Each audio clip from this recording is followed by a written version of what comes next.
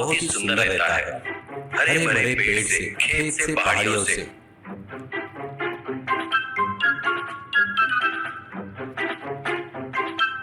और पानी से भरे तालाब से शांत रहता है। उसी गांव में कन्हैया बोलकर एक बूढ़ा रहता है। वो बहुत ही ईमानदार और अच्छा था। कन्हैया को पत्नी और मदन बोलकर एक लड़का था। मदन की पढ़ाई पूरी नहीं हुई, इसलिए कभी कोई काम धाम नहीं करते हुए खाली पीले घूमते रहता है। उस बात पर हमेशा कन्हैया उसको समझाने जाता है, तो उसकी पत्नी लड़के के आड़े आती थी। क्यों जी, इस उम्र में नहीं घूमेगा तो कब घूमेगा? औरत घूमकर बिगड़ती है तो मर्द बगैर घूमे बिगड़ जाते हैं। ऐसे बुजुर्गों ने बताया है। आपको पता नहीं क्या? उसको जितने दिन वैसे रहना है रहने दो बस, और उसको ऐसे परेशान किए तो ठीक नहीं रहेगा। क्रिकेट होती है। कन्हैया एक गाड़ी पर क्रिस्पी पनीर पकौड़े बनाकर बेचता था। उसका बढ़िया साफ सुथरा पनीर, शुद्ध तेल, बाकी के सामान से पकौड़े बनाता था, इसलिए वो बहुत टेस्टी रहता है करके सभी लोग कहते और आकर खाते थे।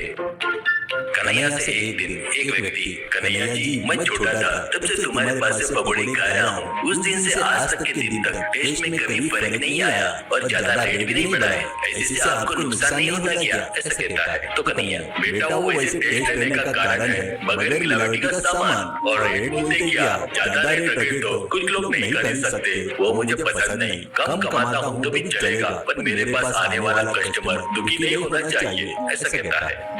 एक दिन मदन घर पर अपने माँ से, अरे माँ सुनो, तुमसे एक बात कहना था करके उसके कान में कुछ बताता है। वो सब सुनने के बाद में बड़े आश्चर्य से, सच में क्या? उसमें इतना फायदा रहता है क्या? कहते हैं तो, अरे हाँ माँ, साल भर में ही करोड़पति बन जाएंगे, तुम कैसे भी करके पिताजी को मनाओ करके बोलता है। तो माँ, वो सब मैं देख लूंगी बेटा, तू तो बस उस काम पर ही लग जा। ऐसा कहती है। शाम को गाड़ी ढकेलते हुए कन्हैया घर पर आता है और थके जैसे खटिया में बैठ जाता है। उतने में पत्नी आकर कॉफी लाकर देती है। वो देखकर कन्हैया चौंक जाता है और कन्हैया, कॉफी लाकर दे रही हो मतलब मुझसे कुछ पूछने वाली हो? ये तो मैं समझ गया हूँ, क्या पूछना चाहती हो? पूछ। कॉफी पीते हुए कहता है। तो कुछ नहीं जी, तुम्हारी उम्र हो गई है ना, गाड़ी के पास उतनी देर खड़े रहकर काम करने में तकलीफ होती है। ऐसा बहुत बार बोले थे आपने। वही बात लड़के को बताई। वो ठीक है, कल से मैं गाड़ी देख लूंगा कह रहा था। कन्हैया उठकर खड़ा होकर, क्या सच में? क्या बेटा मदन, तू सच में गाड़ी देख लेगा क्या? ऐसा कहता है। तब मदन, हाँ पिताजी, मैं खाली पीली घूम घूम कर बोर हो गया हूँ। मेरे ऊपर मुझको ही नफरत होने लगी है। वैसे भी मुझे किसी के नीचे काम करना पसंद नहीं, इसलिए अपनी गाड़ी देख लूंगा, ऐसा सोच रहा हूँ। ऐसा कहता है। तो कन्हैया खुश होकर उसको गले लगाकर, शाबाश बेटा, इतने दिनों से तुझे गलत सोच रहा था, पर तेरे अंदर इतनी महानता है मुझे पता नहीं था। ठीक है, कल से गाड़ी तू ही देख लेना। ऐसा कहता है। वो सुनकर मदन और उसकी माँ बहुत खुश होते हैं।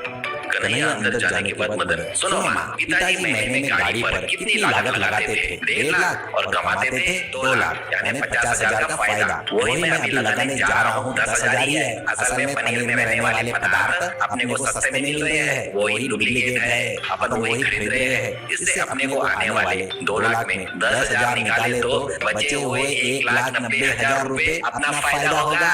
ऐसा कहता है। तब वो, अरे वाह, मेरा बच्चा कितना होशियार है करके खुश होती है। पर वो खाए तो सेहत को कुछ फर्क पड़ेगा क्या बेटा? करके पूछती है। तो वो तुरंत इफेक्ट नहीं दिखाता माँ, स्लो पॉइजन जैसा धीरे धीरे सेहत को खराब करता है, इससे अपने ऊपर किसी को भी शक नहीं आएगा। तब माँ, अरे वाह, कितना दिमाग है बेटे का। वैसे भी किसी की सेहत से अपने को क्या करना है? अपने को तो सिर्फ पैसा चाहिए। ऐसा कहती है।